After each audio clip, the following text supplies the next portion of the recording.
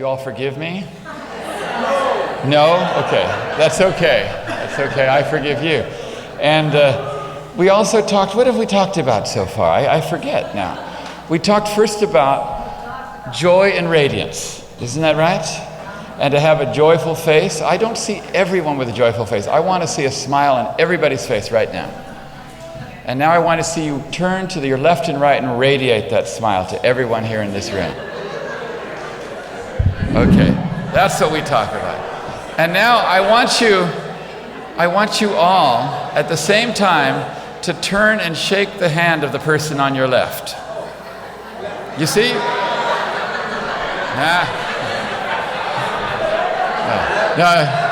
Okay. Okay, some people figured out how to do it. Okay? Because that's what Baha'u'llah said. He said, knit yourself together. Didn't he say that? He said, knit yourself together. So that was just a little test to see if you could knit yourselves together. And then this morning, we began our session on how Abdu'l-Baha taught, how he taught the faith. How many of you, when we started discussing this, thought that perhaps maybe the way in which you have been teaching is not exactly the same way Abdu'l-Baha has been doing so? How many? 1, 2, 3, 20, 50, 100? Yes, you see, because sometimes we have to look very carefully. When Abdu'l-Baha says, look at me, follow me, be as I am, we have to look very carefully at what he does. And I pointed out to you that it's always difficult when you try to do a job and you have the wrong tool. You know, I've tried this many times. I have the wrong tool and I'm trying to use a screwdriver to hammer in a nail and I just can't do it. Or even worse, I'm trying to use a hammer to pull hair out of my head instead of tweezers or something like that. You know, it's just the right tool works so much better. And Abdu'l-Baha had the right tools, and we started to look at them, and the first thing we found is that you have to get your fill. You have to get your fill, and that must be done first. And what does fill stand for? First, I listen and love. Until you do that step, you cannot do anything else. As soon as you meet someone, if you're teaching them, and this doesn't matter, any form of communication with a person, any kind of teaching or education or whatever, the first thing you do is listen to the person, and you love the person. The second is you need to consult the FBI. And what does FBI stand for? Find the beauty inside that person. And when you find the beauty inside that person, what are you actually finding? You're finding God. Because any good quality in a person is God himself. Next, you must have the right DNA, which means that you what? You do not argue. It doesn't matter what they say or what they believe. Do not resist what they say, because everybody is right according to their own frame of reference, their own point of view. You need to see it from their point of reference, their frame of reference. And later, you might be able to change their frame of reference through a very interesting technique that we talked about by using analogies. Then you have to be bad. How many of you can be bad? 1, 2, 3. Exactly. And what does bad mean? Be a doctor. And what does a doctor do? He listens first. He listens first. He or she listens first, and then figures out what is needed. You also have to find the bob. You have to find the bob. And what is the bob? Build a bridge. And how easy is this to do? It's very easy. And then you finally can speak. But when you speak, you need to talk like hell. How many of you can talk like hell? Yeah, I know a few of you can do that. But this is a new kind of hell. What does it stand for? Humility, extreme kindliness, lowliness, and love. And once we learn to talk in this manner, our words will have an effect. And if we don't speak with humility, extreme kindness, lowliness, and love, our words have no effect, even if they be true. Then we talked about a few other principles, and I think we spoke quite a bit about speaking over someone's capacity. Didn't we talk about that already? And this is a very interesting point, and Baha'u'llah even said that if you speak words beyond someone's capacity, in fact, you could turn them against the faith. Your goal is to attract them towards it, and you have the exact opposite according to Baha'u'llah.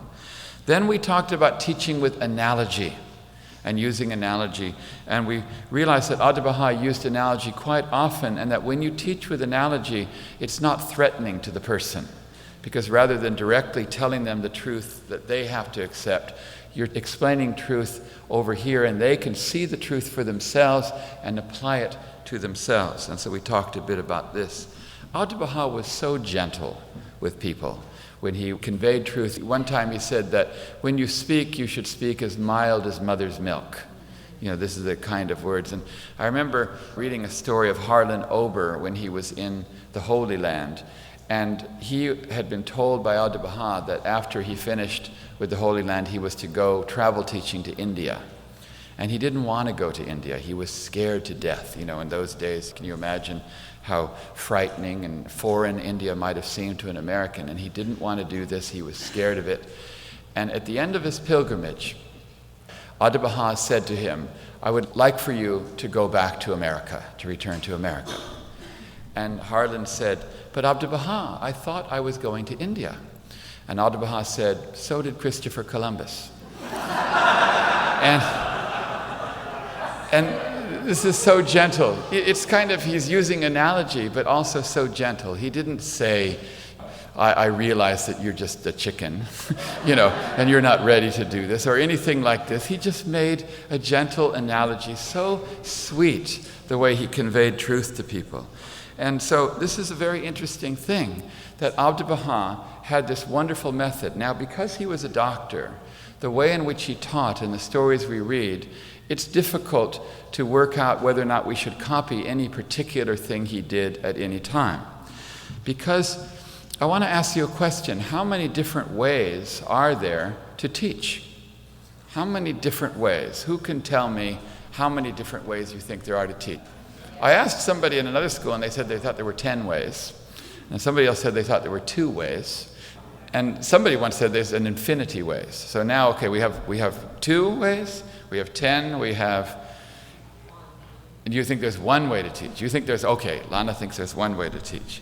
So, what's the answer? Well, let me just read what Shoghi Effendi says. We'll go with Shoghi Effendi. You want to do that? Okay. So he says this, there is no one method one can follow all through, but there should be as many ways of approach as there are types of individual seekers. Isn't that interesting? There are as many ways of approach as there are types of individual seekers. Sometimes we tend to think, oh, when you teach, you must always do this. Or when you teach, you must always say that. Or we even try to tell people, this is what you must always do.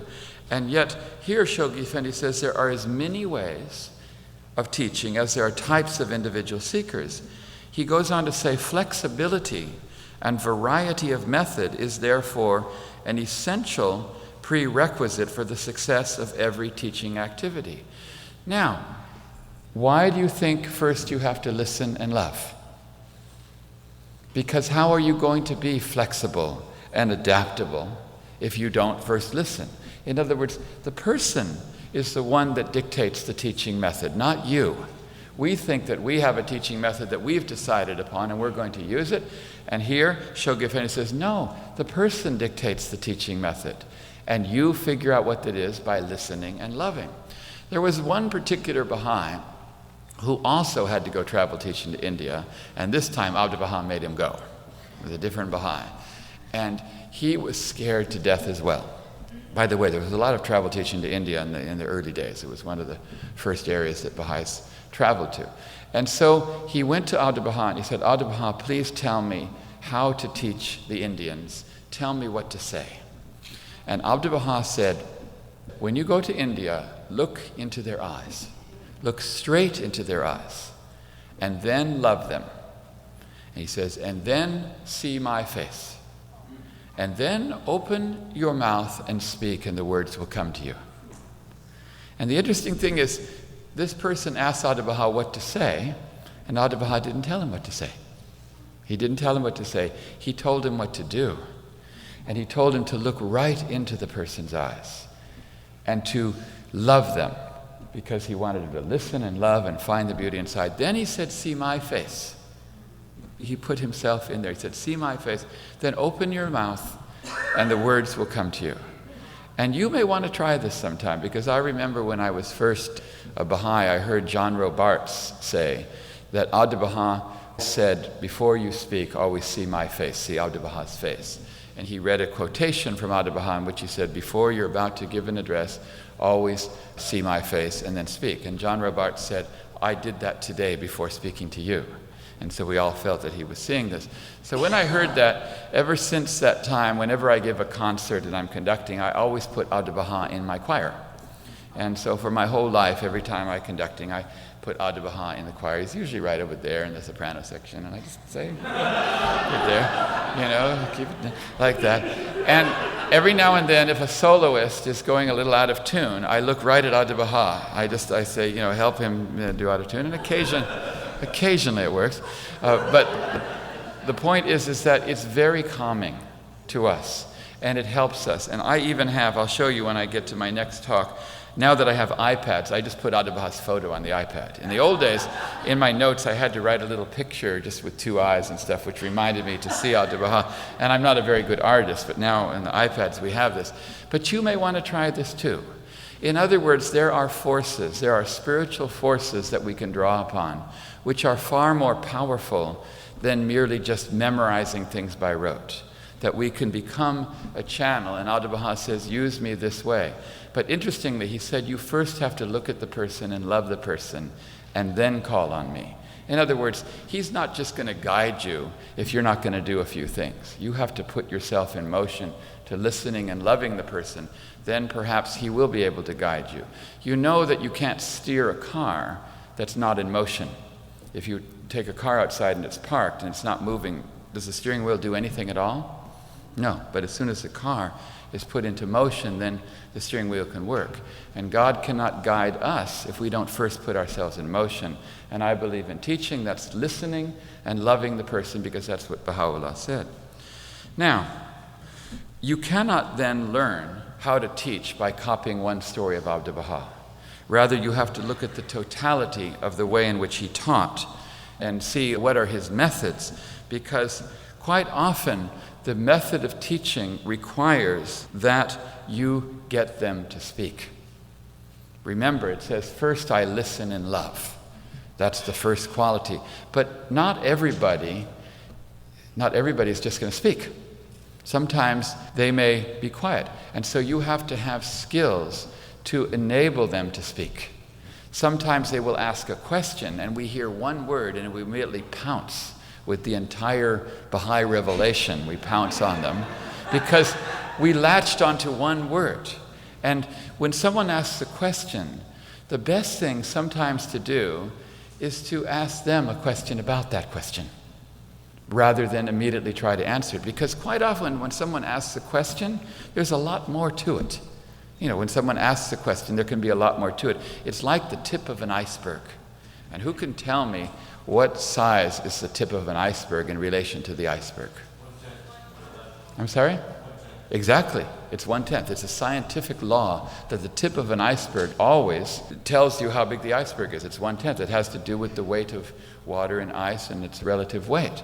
So many times when someone asks a question, say, oh, there's a whole iceberg there. I know there was a captain of a ship that underestimated the tip of an iceberg. Okay. And fortunately, Abdu'l-Baha did not take the ticket to go on that ship. But he saw the tip of the iceberg and he underestimated it. And unfortunately, the ship went down. We do this sometimes when we teach. We underestimate the tip of the iceberg and we don't first try and assess what's going on. So you need to have skills to enable people to keep talking. And it's interesting that when someone says something, if you say, what can you say? You can say, have you thought about this before? Or what do you think about this? Or how do you feel about that? Or I can see this is a very interest to you. You have to have various skills to enable them to talk because you want to listen in love. And to listen in love, you have to be interested in what they're going to say, not what you're about to say. And if you do this, people respond because people love it when you are interested in them, when you're genuinely interested in them. Not that you're just immediately now thinking about yourself. And so this is an important skill that we can learn the way Abdu'l-Baha taught. You remember Shoghi Effendi said he was wakeful and attentive? in his early intercourse. I love that statement, wakeful and attentive, because I always think of a cat.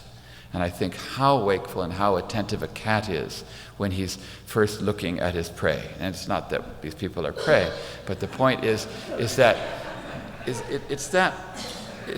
the cat shows such attention, such care in watching the behavior. And this is what Abdu'l-Baha says to do. So this is a great skill that we have to acquire. Sometimes when someone asks a question, perhaps you don't even need to answer the question, because your skill might say, well, maybe that's not really what they're asking. Sometimes people will ask a question, and the face value of the words of the question might be one thing, but maybe the thing they're really saying is, I want you to think I'm important, or I want you to think I'm intelligent, or I want you to think I went to university, or something. In other words, that's what they're really asking.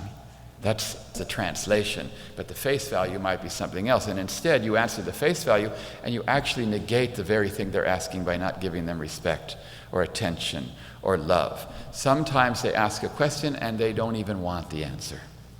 You see, there's so many different things. Let me read you a story from Muriel Ives Barrow Newhall's Recollections of Abdu'l-Baha.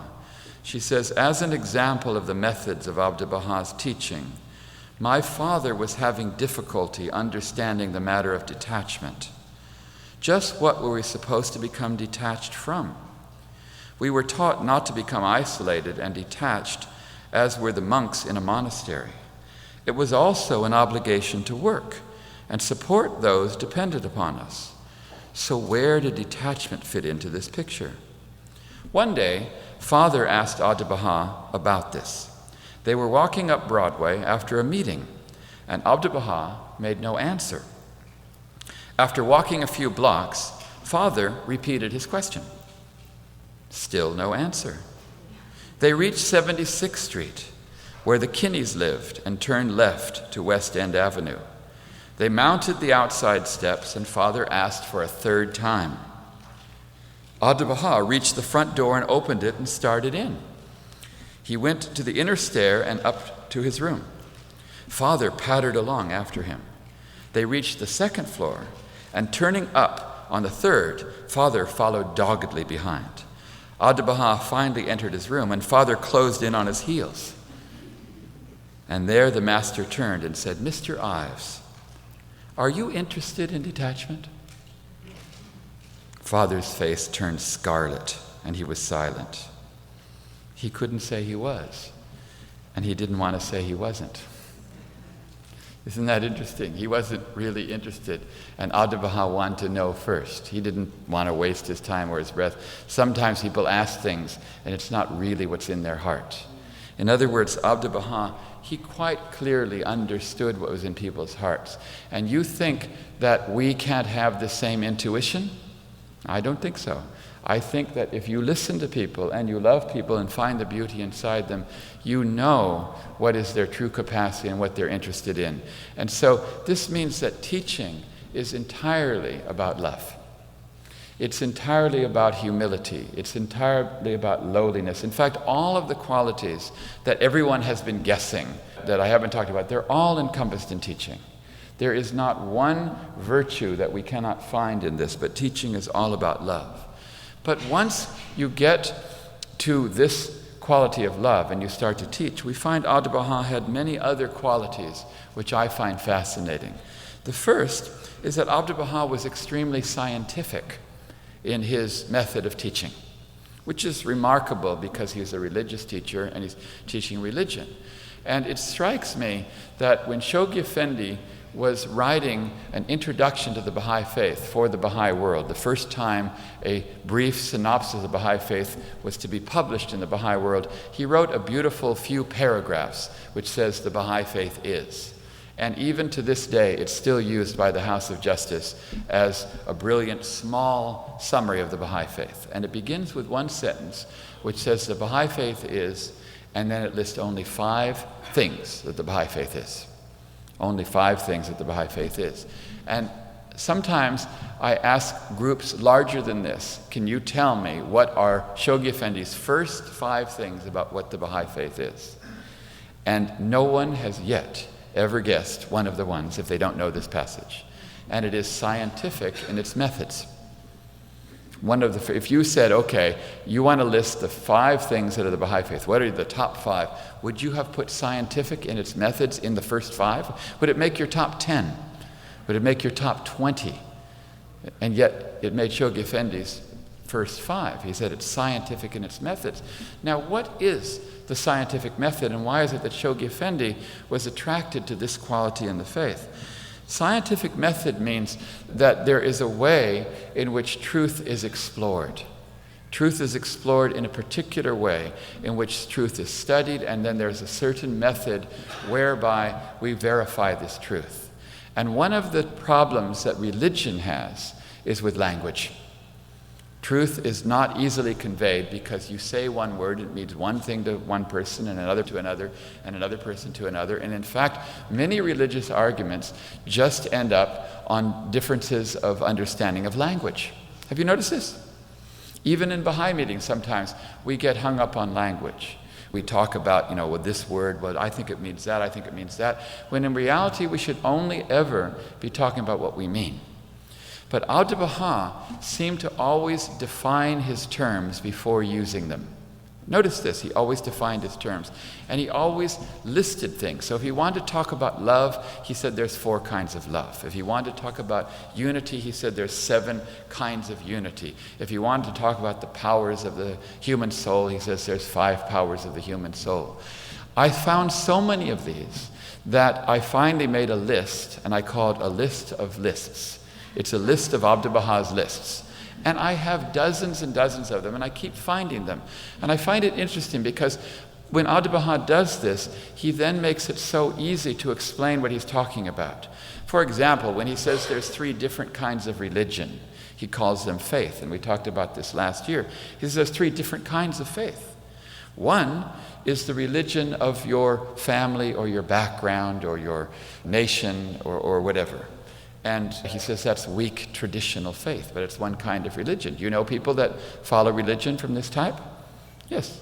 He says there's another kind of religion, and that is religion where the person who comes to believe the messenger of God reads their teachings and accepts them. He says that's good, but there's a better kind of religion, and that's the religion of practice.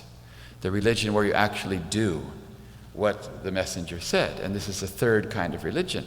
And so now we have 3 completely different concepts. And so now when Abdu'l-Baha says religion, and he says it's good and we need religion, someone else over here doesn't say, what do you mean we need religion? That's the thing we don't need. That's what's causing all the problems, because Abdu'l-Baha has now defined what he means. And true understanding comes. In science, we call this taxonomy.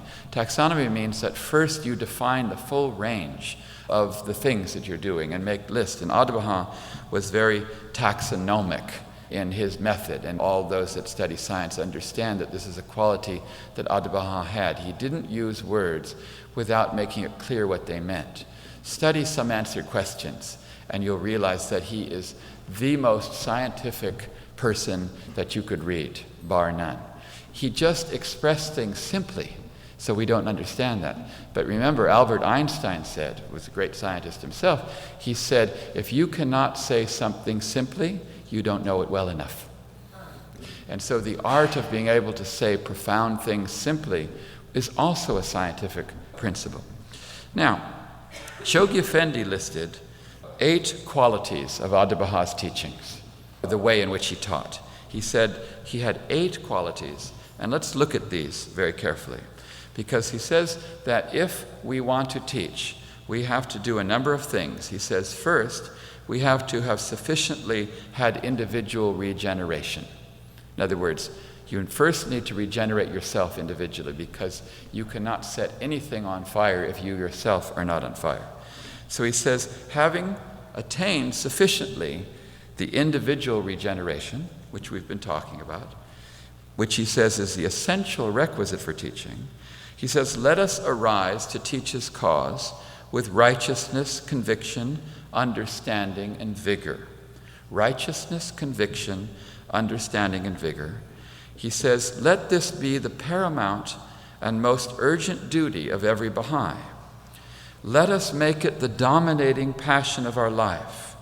Let us scatter to the utmost corners of the earth, sacrifice our personal interests, comforts, tastes, and pleasures, mingle with the diverse kindreds and peoples of the world, familiarize ourselves with their manners, traditions, thoughts, and customs, arouse, stimulate, and maintain universal interest in the movement, and at the same time endeavor by all means in our power, by concentrated and persistent attention, to enlist the unreserved allegiance and active support of the more hopeful and receptive among our hearers. Let us, too, bear in mind the example which our beloved Master has clearly set before us. And so now Shoghi Effendi lists the qualities that Abdu'l-Baha had while teaching. So let's look at these 8 qualities.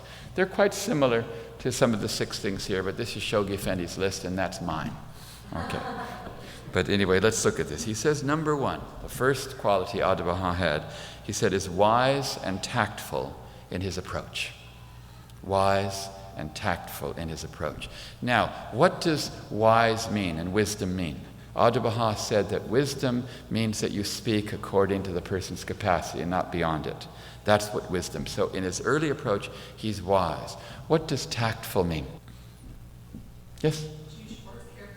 You choose your words carefully, and you say things that do not in any way offend the person. Wise, you don't go beyond their capacity.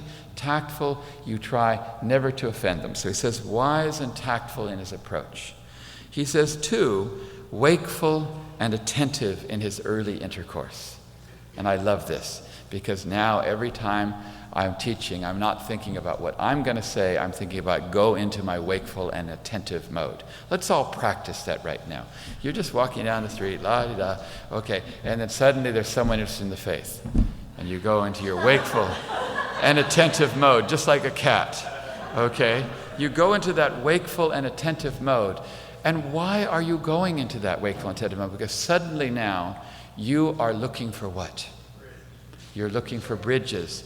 You're trying to diagnose. You're trying to find the beauty inside that person. That's why you're wakeful. That's why you're attentive. So that's the second quality. The third, Shoghi Effendi said, was broad and liberal in all his public utterances. And this is a fascinating statement by Shoghi Effendi, that he's pointing out that Abdu'l-Baha had a different approach to public speaking than he did to individual teaching. He's pointing out a distinctive feature of the way in which Abdu'l-Baha spoke to large gatherings as opposed to individuals. Why do you think Abdu'l-Baha was different in his public speaking, according to Shoghi Effendi, than he was to the individual? Why do you think so? Who can answer that? The group would be diverse, and you wouldn't know exactly what to say to one individual. The group would be diverse, yes, because now we're being a doctor. And as you know, a doctor has specific remedies for certain people, and it's not appropriate necessarily to give the same medicine to everybody. But there are certain things that are generally good for everybody. There's certain things that are generally healthy, maybe that you need to drink water or get exercise or something like that, that are generally healthy, that a doctor can prescribe to masses of people, and there are other things that are very specific. So he says here that when Abdu'l-Baha spoke publicly, he was broad and liberal in his public utterances. Therefore, he's making it clear that there are certain Baha'i teachings that are kind of like drink water and get food. They're things that are good for everybody.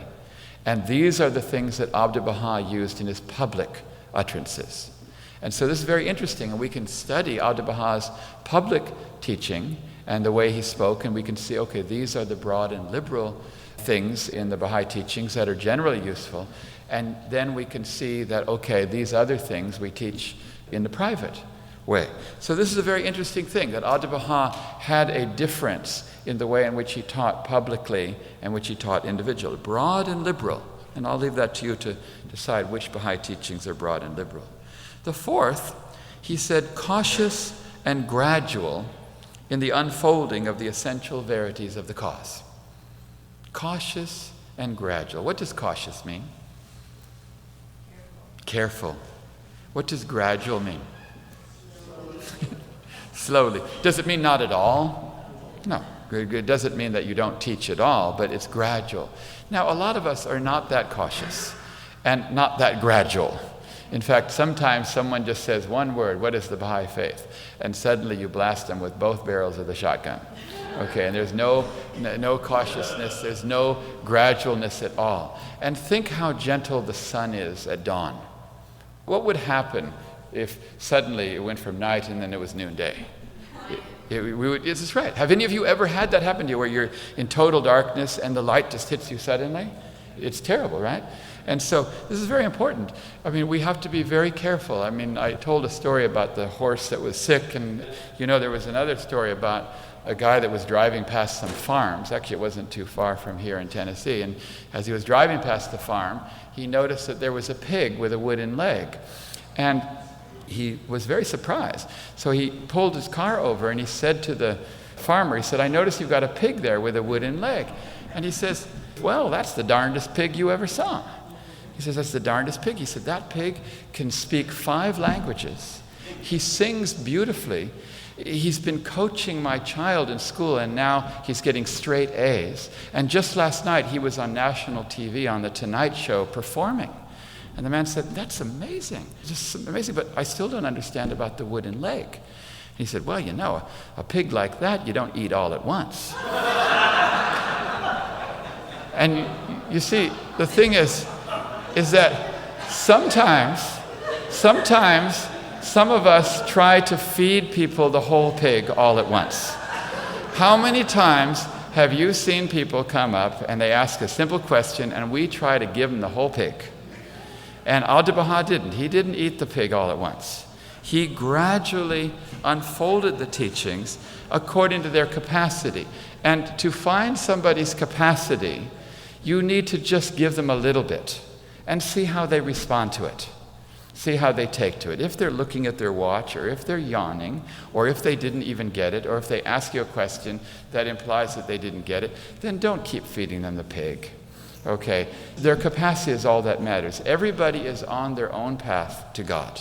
And it's not for us to decide how fast that path is to go. No, we only want to take them from where they are closer to that path. And if that takes a month, a year, a lifetime, or never at all, that's not our job. Our job is to listen and to love them. So Abdu'l-Baha was cautious, and he was gradual in the unfoldment of the essential verities of the cause. Fifth, Shoghi Effendi says that Abdu'l-Baha was passionate in his appeal, yet sober in argument. And I find this fascinating that Shoghi Effendi would notice this, that some people are quite passionate in the way they speak. You ever know some people like that? They're quite passionate in the way they speak, and there's all passion, and sometimes it leaves us cold, which is ironic, because we say it makes no sense, it doesn't appeal to my intellect, it doesn't. And there's other people that are sober, and they have absolutely no passion. And what does sober mean? It means serious, it means logical, and so on. And have you ever met people that are very sober in their argument but have no passion? It's no good, is it? Have you ever met people that are very passionate and have no logic and seriousness and sobriety? It's interesting, isn't it, that these are two sides of a coin, just like two wings of a bird. They need to be balanced. And Abdu'l-Baha somehow found this. He somehow found this. I go to some Baha'i conferences where the talks are brilliant, but there's no passion at all. And I find it leaves me lacking. And sometimes I hear people that have great passion and they don't have this serious side as well. And Shoghi Effendi was drawing our attention to the fact that we as Baha'is need to be able to have both. So those of you that are leaning in the sober side, try to put a little more passion into your talk. Try to balance yourself like female and male balances. Those of you that have a little passion, maybe you should look at a little more logic and serious and see if you can bring the balance. Most of us have one balance one way or the other. If you can find both, you will be like Abdu'l-Baha, according to Shoghi Effendi, to be passionate in your appeal, yet sober in your argument. Sixth, they said confident in tone. Abdu'l-Baha was confident in tone. And confidence is an interesting quality because Shoghi Effendi talked over and over again about this being the essential quality of teaching. In fact, in one place he said, the Baha'i teacher should be all confidence. Therein lies the secret of his success. Because when you are confident, it's not because you're confident in your abilities. It's because you're confident that God is assisting you and that you feel this power of assistance. And the confidence comes from there. Because what does Baha'u'llah say is the source of courage? He says the source of courage and power is the promotion of the Word of God. When you teach, that's how you get courage. But sometimes we have no courage to teach. And so it becomes an endless loop that nothing happens because we have no courage to teach. And he says, well, the way to get courage is to teach. And so confidence gives you the understanding of this cyclical process that when you teach, God will assist you. Then you have confidence, you teach more, and you feel that power. And Abdu'l-Baha was confident in his tone. I don't like it when I hear people that aren't confident. Have you ever had people, they talk and they stand and they're nervous and they're not confident? It does not convey anything. So this is something Abdu'l-Baha taught with, according to Shoghi Effendi. Seventh, he said Abdu'l-Baha was unswerving in conviction. Unswerving in conviction. He had absolute conviction in what he was teaching. And eight, he said dignified in his manners, that he taught with dignity. And there are many ways that this can be interpreted. I don't want to say, this is dignified and that's not dignified, but I think some of us know when things are not so dignified. I think we understand this. So Shoghi Effendi then concludes by saying, such were the distinguishing features of our beloved's noble presentation of the cause of Baha'u'llah. And so this is why I had to include as one of the 6 Abdu'l-Baha's methods of teaching. Would you agree that Abdu'l-Baha's method of teaching has to be one of the things that we have to learn to emulate? I think that if any of us decided to go home and do these 6 things, that we would find our teaching would change overnight. That it's not so much that we are good teachers or bad teachers. It's only the extent to which we just copy the example of Abdu'l-Baha. Sometimes we think, oh, that person's naturally a good teacher and I'm not. But in fact, it's only that maybe that person has a few more of these qualities or has learned to do them. But I don't think that Abdu'l-Baha and Shoghi Effendi and Baha'u'llah would make it mandatory for everyone to teach if everyone couldn't do it. That would be so cruel, don't you think? To say everybody should teach. In fact, Baha'u'llah says, make mention of me on my earth that I may mention you in the next world and stuff, and then you can't do it? Wouldn't that be so terrible? So basically, he's telling us how to do it. It's right here in black and white. Get your fill. Consult the FBI. Have the right DNA. Be bad. Find the Bab and talk like hell. Just 6 things. Memorize those 6 things. Say them to yourself as you're teaching, and you will find that your teaching will change. I want to read you a statement from the Bab. He says, it is better to guide one soul than to possess all that is on earth. And as soon as I'm reading that, I'm saying, hold on, Bob, are you sure about that? It's better to guide one soul than to possess all that is on earth? Okay, over here, let's put everything that's on earth. Okay, let's put all the wealth and all the money and all the nations and all the houses, everything. Let's just put it over there. And over here, let's put one soul that we have guided to the faith. And the Bab is saying, this one is not worth as much as this? How can that be? How can that be? So the Bab explains. He says, for as long as that guided soul is under the shadow of the tree of divine unity, he and the one who hath guided him will both be recipients of God's tender mercy, whereas possession of earthly things will cease at the time of death. And I say, oh, now I get it. This stuff over here is not going to last very long. This thing here is going to last forever, as long as that soul is guided. So this is an eternal thing, and this is a temporary thing. So often, we don't realize how temporary this life is. This life is so temporary. In fact, I want you to imagine you go into a doctor's office, and there's some magazines on the waiting room table. Have you ever seen those magazines on the table? It's like Golf Digest from 1982 or something. It's some ridiculous magazine. And let's say you go into this doctor's office, and there's a rule that you can't take the magazines out of the waiting room. And you reach for a magazine, and somebody grabs it away from you. And you reach for another, and they grab it. And then everybody's fighting over the magazines. And somebody has 5 magazines and he can't even read them, but he's still holding on to them. This is what life is like. We're fighting over magazines in the waiting room. That's all we're doing in life. We're fighting over magazines in a waiting room. We're going somewhere else. We have something important to do. The doctor's about to call us. Okay, the doctor's about to call us, and all we're worried about is fighting about the magazines in the waiting room, and that's what's going on in the world. I just look at the world, and I see this is a big waiting room with a lot of old magazines that none of us even want, and we're fighting over them. And so this is what the Bab is telling us. He's telling us that all of this stuff over here is not worth as much as guiding one's soul.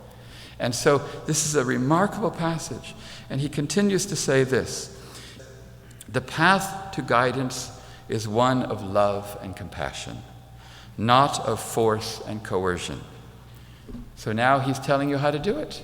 He says it's better to have this than to have that, and the path to it is love and compassion. Notice he didn't say the path to it is knowledge and facts and details. The path to this, to gain something that's more valuable than all possessions, is through love and compassion, not through force and coercion. This hath been God's method in the past, and shall continue to be in the future. He causeth him who he pleaseth to enter the shadow of his mercy. Verily he is the supreme protector, the all-generous. There is no paradise more wondrous for any soul than to be exposed to God's manifestation in his day, to hear his verses and believe in them, to attain his presence, which is naught but the presence of God, to sail upon the sea of the heavenly kingdom and his good pleasure, and to partake of the choice fruits of the paradise of his divine oneness.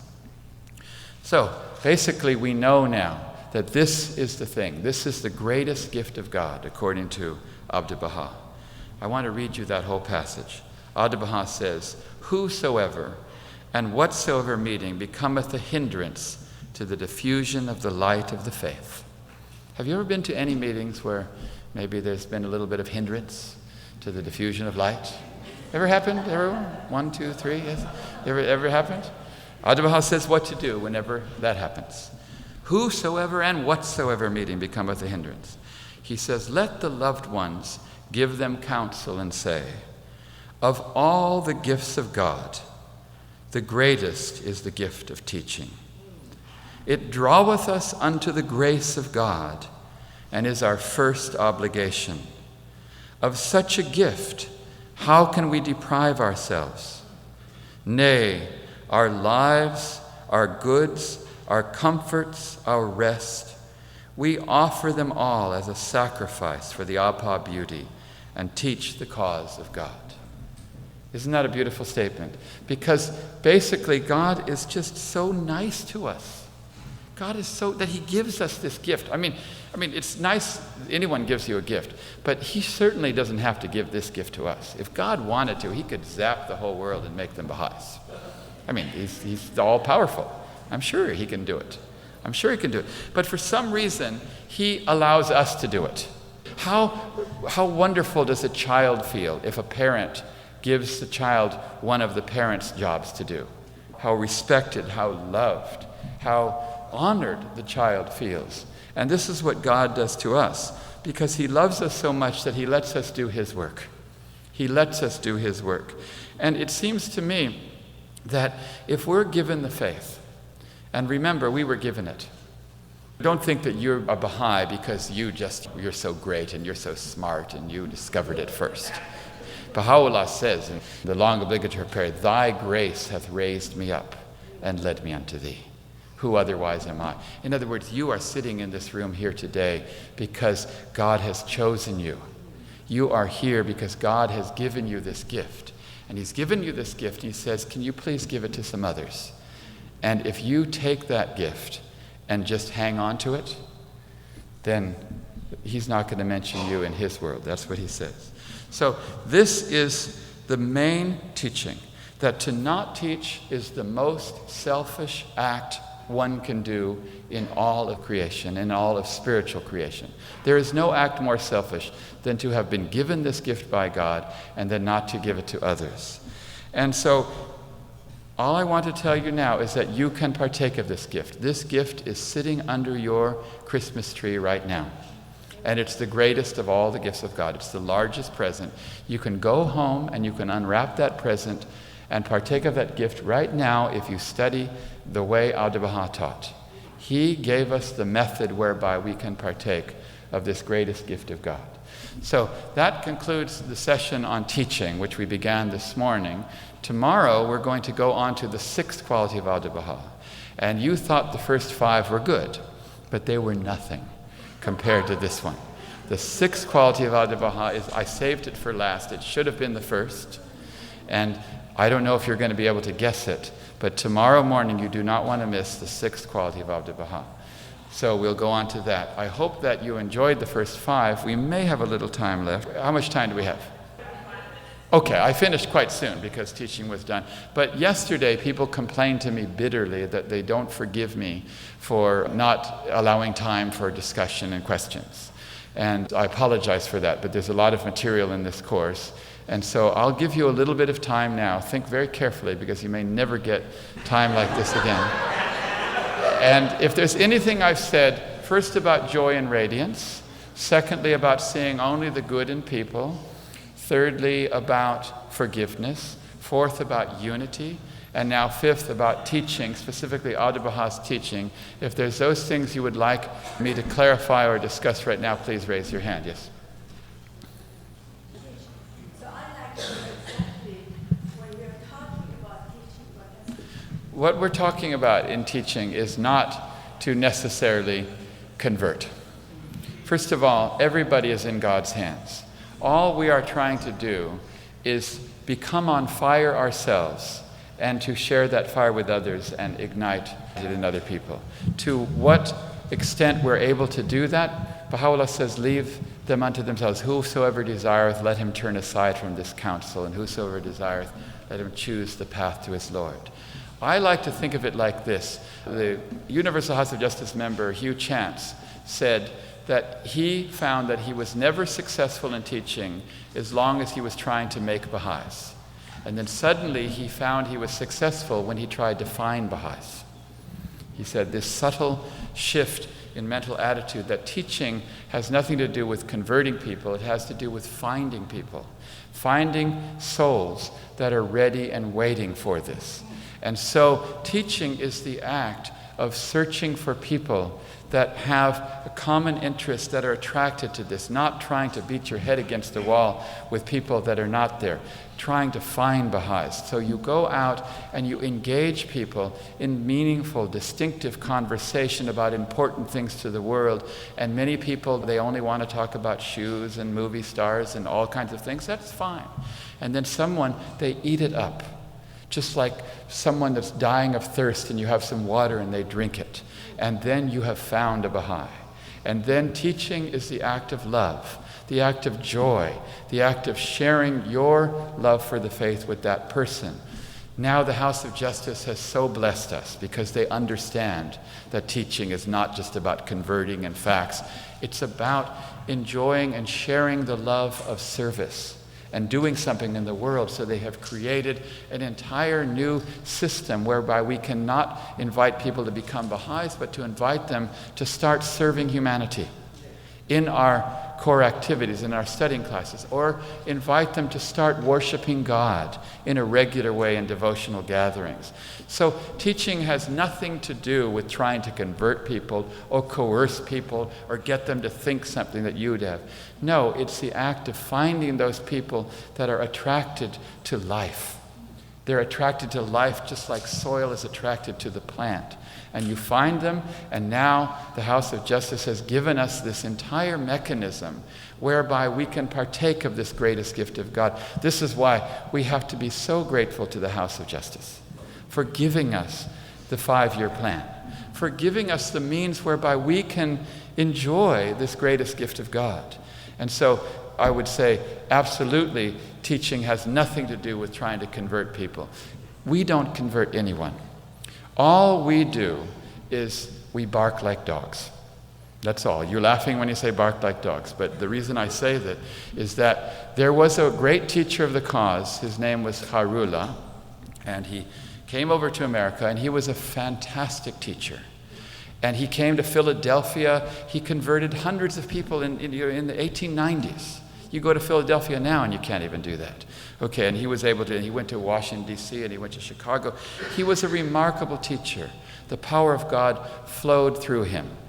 And then he got this idea that maybe it was because of his own work that he was doing it. And so he told Abdu'l-Baha, you take the East and I'll take the West. Because he felt that this was his faith. And Abdu'l-Baha, he dispatched another teacher to America. His name was Mirza Abu Fazl. He sent him to America. And you would have thought, well, how could it possibly be? Every single American Baha'i became a Baha'i through this Kairullah. He is the only contact. Abdu'l-Baha is there in prison. He can't come across. What are we going to do? So Mirza Abu Fazl, who was the most humble man you have ever met. Go and read any story of him and he'll make you cry, because he had greater intellectual power than anyone in the faith, and yet he had greater humility. So he comes over to America and he says to the believers, he says, I want you to imagine you're in a desert at night and it's totally dark and there's clouds and you cannot see anything in the sky. You cannot even see the hand in front of you. It's completely dark and you're in the desert at night and you don't know where to go. And he says, suddenly you hear in the far distance a dog barking. And so you go closer to the dog barking just by the sound. And you get closer and closer, the dog barking gets louder. And then as you get very close to the dog, you see behind the dog, you see the whole city, the city lights. And he says, at that point, you don't need the dog anymore. You can see the city yourself and you can go. And he said that me, Mirza Abu Faz, and Kairullah are nothing but barking dogs. We're just barking dogs. Everybody has the capacity to see the truth for themselves. We're just barking dogs. And that's all that teaching is. It's just the barking of dogs. Yes? I'm saying this, Tom, with all humility and some of your sense of humor. There's 200 people in this room or so. Tell us how we take the step to just take the action. See what I'm saying? Yes, yes. What did Shoghi Effendi say? He said to act, to persevere. To act and to persevere is to achieve ultimate victory. Yes, that's what Shoghi Effendi said in one of his. In other words, these are the two essential qualities that we're talking about. First is action, and second is perseverance. These two go hand in hand. In other words, Abdu'l-Baha said that all things are achieved kam, ruz be ruz. That means little by little, day by day. But Abdu'l-Baha made it very clear that if you do not do it daily, the dailiness is the essential component of it. If you do not do it daily, then you will not achieve things. Shoghi Effendi said that life is like rowing upstream, he said. He said if you're rowing upstream, as long as you're rowing, you're getting somewhere. But as soon as you rest on your oars, you go downstream. And Abdu'l-Baha used a different analogy. He said that the bird, as long as it's flying, it will soar. But as soon as it stops flying, it goes straight down. So this is why Shoghi Effendi used the term persevere, to both act and to persevere in your action. These two things are all that you need, according to Shoghi Effendi. He didn't say any more. He just said to act and to persevere, and you'll achieve ultimate victory. You have this in the palm of your hand today. You act today upon these things. And tomorrow, you persevere and you do it again. And the next day you persevere and you do it again. It's just the mere combination of action and perseverance that leads to achievement. This is true in all fields of endeavor in life, not just in the faith and in teaching. In any field of endeavor, it's the mere combination, the interplay of action and perseverance. That Shoghi Effendi was so brilliant to put that in just two words: act, persevere. And I'm sorry that I didn't mention that if I didn't. I hope you'll forgive me. Okay. I hope, yes, back here. Okay, well, better late than never. But I thank you so much for sharing that, because I feel the same thing even right now, even if I'm saying these things. I look at Abdu'l-Baha and I say, oh my gosh, this has been staring me in the face all my life, and I didn't realize that I'm doing these things. It's quite interesting. Sometimes you realize that you're doing something and you just keep repeating the same thing over and over again. What do they say? The definition of an insanity is that you keep doing the same thing and expecting a different result. Well, perhaps if you're not getting the results that you would like in your teaching, maybe you should stop doing whatever you're doing and do something else. And since you're going to do something else, how about doing the something else that we see here that Abdu'l-Baha was doing? I find this interesting in relation to singing, that many people are very self-conscious about their singing. And they'll come up to me and they say, oh, somebody once told me 20 years ago that I sang bad, and I've never sung ever since because I was hurt by it. And I'm thinking this is very interesting because it's very easy to change the way you sing. And so in my singing classes, the first thing I do is I make people make sounds of everything they can make. They have to imitate a horse or a chicken or a dog or a cow or something like that. And they realize that there's many different ways to produce tone. And then I tell them, okay, now you have to impersonate famous singers. And I give them really strange singers like Elvis Presley and Willie Nelson and people that, I give them Dash Crofts, and stuff like that. And they all come back and they impersonate the way these people, and they sound exactly like it. And I say, well, isn't it interesting that you have the ability to change the way you sing in all kinds of different ways, and yet every time you sing, you always sing the same way, and you hate the way you sing. And then finally the penny drops, and you say, oh, I see, yes, change is possible. I have it within me. And this is interesting because Abdu'l-Baha, he was once asked, how do you become noble? And he said, imagine what a noble person is like. Imagine what a noble person acts like. And then just behave in that manner. And then you will suddenly find that you are noble. And when I first read this, I said, Abdu'l-Baha, are you telling me to fake it? Is that what you're telling me? It's kind of like, George Burns said, he said, in show business, the most important quality is sincerity. Once you learn to fake that, you've got it made. And so I thought maybe that's what Abdu'l-Baha was saying to do, that just to fake nobility. And then I thought about it, though, and I realized that no, you are truly noble. Baha'u'llah says, He's created you noble. Noble have I created you. So you're not faking it. You're just bringing out your own higher nature. You're just doing something that is in your nature, and then you realize you have it. And I think all of us, when we read these things, we realize we do have these abilities to listen to people. We have the ability to love people. We have the ability to find bridges that we can build with people. We just don't realize that we can do it. And so I'm glad you mentioned that. Thank you very much. You had courage to say this. Everyone else could have probably said the same thing that you just said. So thank you very much for sharing that with us. Someone else? Then consult with the FBI and then write DNA. That falls into the play. Sure, and your motive should always be that you're loving the person. If love is your goal towards everyone, your motive will always be pure. And furthermore, do not feel that you have to make everyone a Baha'i. Always think, I'm only trying to find Baha'is. There's plenty of people out there. Shoghi Effendi said there are waiting souls in every city. So that's all you do. And you can also pray that God will guide you to those people. Pray that God... We read all these remarkable stories in the faith, how May Bowles was in Paris, and then Abdu'l-Baha told her to stay, and then suddenly, miraculously, Thomas Breakwell came to her. You read all these stories about these remarkable things that it appears like a miracle. And we think, isn't that remarkable for them? And we don't think, well, can we also be recipients of these kind of miracles ourselves? That is it not possible? Were they just in tune with this spirit of service and they attracted these divine blessings, and are they not also available to us? Or maybe they're happening to us and the Thomas Breakwells are passing us by and we're not even in tune with that. This is something that we need to think about too. Over here there was one, yes. Mm-hmm. We just accept the word of Baha'u'llah to the people, and we pray for them, then transformation comes from the God, not from us. Well, let's get something even clearer than that, because I really like what you say. First of all, Baha'u'llah didn't come so that people could label themselves Baha'is. That's not the reason why he came. He came so that the world would change, that people would transform, that people would serve humanity.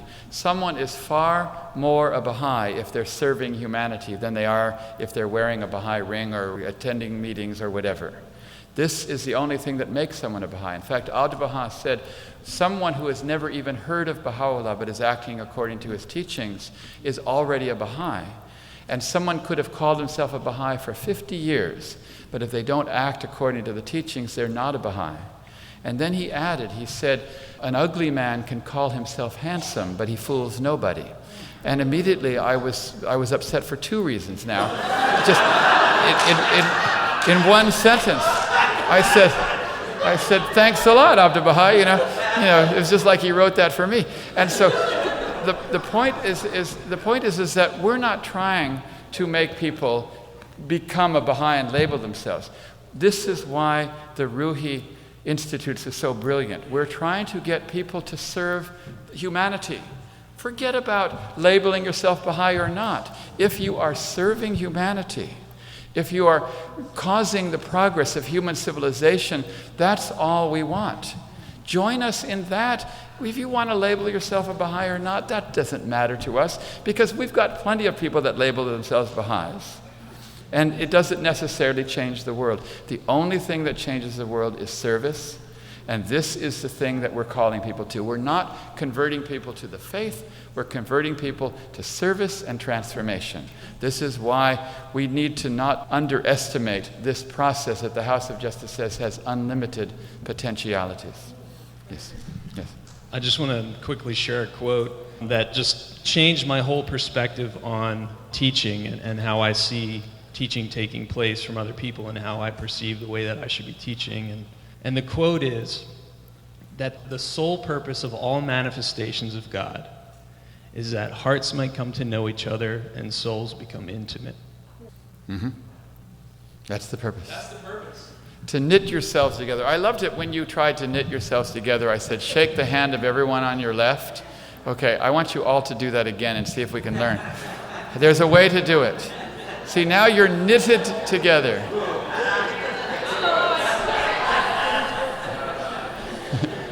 Isn't that great? I love that. That's the whole purpose. And also, while you did it, you had a smile on your face. So, thank you all very much. Tomorrow we have the 6th attribute of Abdu'l-Baha.